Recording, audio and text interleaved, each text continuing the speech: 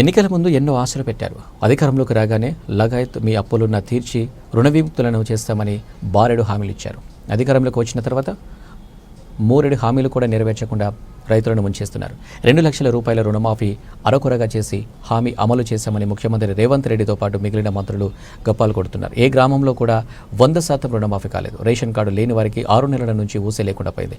సాంకేతిక సమస్యల పేరుతో సాగదీస్తున్నారు తప్ప రైతుల కడగండ్లను మాత్రం ఏమాత్రం తీర్చడం లేదని రైతులు వాపోతున్నారు. సాక్షాత్ ముఖ్యమంత్రి స్థాయి వ్యక్తి 2 లక్షల రుణమాఫీ అయిందని చెప్పడంలో ఆంతర్యం ఏంటని రైతులు ప్రశ్నిస్తున్నారు. మాటలతో తమను మోసం చేయడంలో గత బీఆర్ఎస్, ప్రస్తుత కాంగ్రెస్ పోటీ పడుతున్నాయని తమ అక్కసు వెళ్ళగక్కుతున్నారు.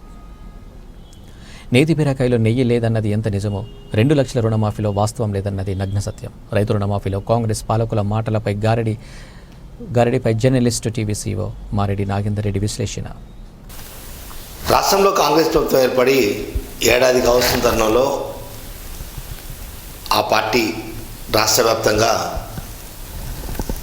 విజయోత్సవాలు నిర్వహించాలని నిర్ణయించింది. దానిలో భాగంగానే 26 రోజుల పాటు రాష్ట్రంలో కాంగ్రెస్ ప్రభుత్వం చేపట్టిన అభివృద్ధి సంక్షేమ పథకాల అమలు తీరుని ప్రజల్లో వివరించేందుకు విస్తృతంగా ప్రచారం చేయాలని నిర్ణయించడం, దాన్ని అమలు చేయడం కొనసాగుతుంది.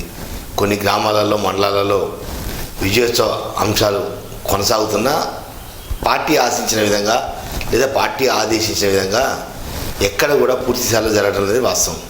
ఈ నేపథ్యంలోనే సాక్షాత్తు రాష్ట్ర ముఖ్యమంత్రి రేవంత్ రెడ్డి విజయోత్సవ సభల పేరుతోటి వివిధ జిల్లాల్లో పర్యటనకు శ్రీకారం చుట్టారు.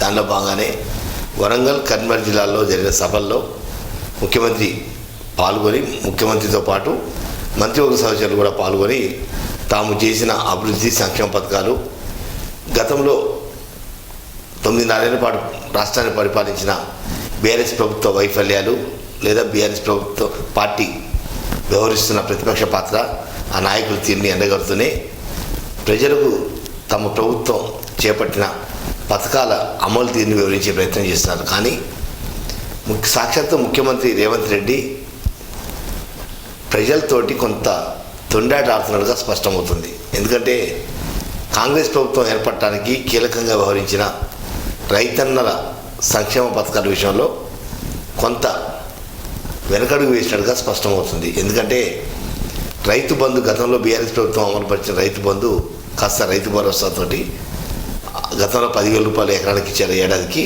దాన్ని 15,000 రూపాయలు చేస్తామని వరంగల్ డిక్లరేషన్లో సాక్షాత్తు ఏఐసిసి అగ్రనేత రాహుల్ గాంధీ ప్రకటించారు.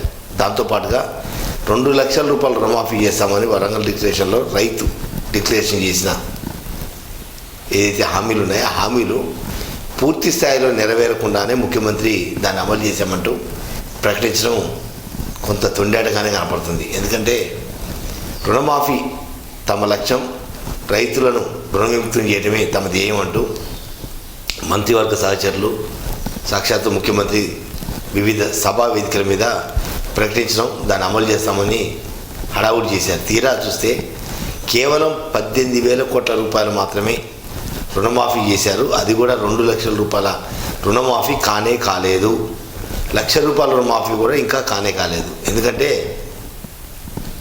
వ్యవసాయ శాఖ మంత్రి తుమ్మల నాగేశ్వరరావు ప్రకటించినట్టుగా 31,000 కోట్లు పూర్తిగా చెల్లిస్తే రైతులు రుణముక్తి అవుతారు, తమ రుణమాఫీ పూర్తి చేస్తామని ప్రకటించారు. అంటే 18,000 కోట్లు ఇప్పటికీ నిధులు మంజూరు చేశారు. మిగిలిన 13,000 కోట్ల నిధులు ఇంకా పెండింగ్లో ఉన్నాయి. దీనికి ప్రధానమైన కారణం రేషన్ కార్డు క్రైటీరియాగా పెట్టి, రేషన్ కార్డు లేకపోతే ఒక సిస్టమ్, రేషన్ కార్డు ఉన్న రైతులకు ఒక సిస్టమ్ అంటూ కొర్రీ పెట్టారు. ఆ కొర్రీలో కూడా చాలా అంశాలు దాగి ఉండటంతో కేవలం 55% మాత్రమే రుణమాఫీ పూర్తయింది. మిగిలిన 45% రుణమాఫీ కాలేదు. అది ఎప్పుడు చేస్తారు అంటే 2 లక్షల పైమాట ఉన్న వాళ్ళకు లేదా 2 లక్షల లోపు ఉన్న వాళ్ళకు పూర్తి చేసామంటూ తప్పొప్పులతోటి పూర్తిగా రైతులతో తొండాటే ఆడుతున్నారు.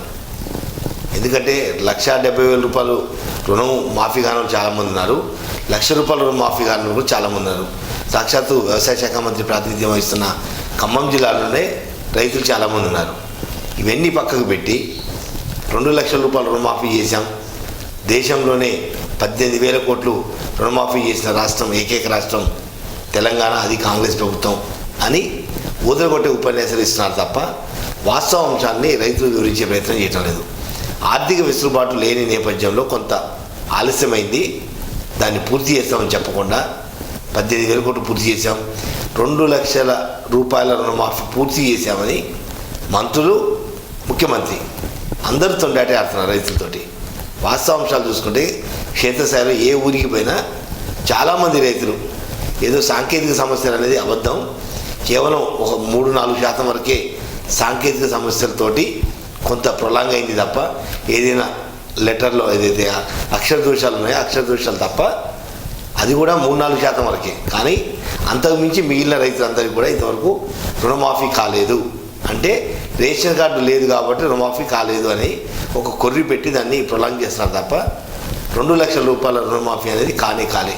మరి సీఎం అధికారులు ముఖ్యమంత్రికి తప్పుడు నివేదికలు ఇచ్చారా, లేకపోతే సంబంధిత వ్యవసాయ శాఖ మంత్రి ముఖ్యమంత్రి రేవంత్ రెడ్డికి ఏమన్నా రాంగ్ ఫీడింగ్ ఇచ్చారో అర్థం కావట్లేదు. కానీ ముఖ్యమంత్రి రేవంత్ రెడ్డి స్థాయిలో ఈ తొండాట ఆటం అనేది ఏంటంటూ రైతులు అసహనం వ్యక్తం చేస్తున్నారు. ఎంతవరకు చేశారో అంతవరకు చెప్పుకోవాలి, కానీ 2 లక్షల రూపాయలు రుణమాఫీ చేశామంటూ తమకేదో ఆర్థికంగా వెనుదన్ను ఉన్నట్టుగా ముఖ్యమంత్రి ప్రకటించడం సరైన పద్ధతి కాదు. ఆ స్థాయి వ్యక్తి అబద్ధాలు ఆడటం సరైన పద్ధతి కాదు.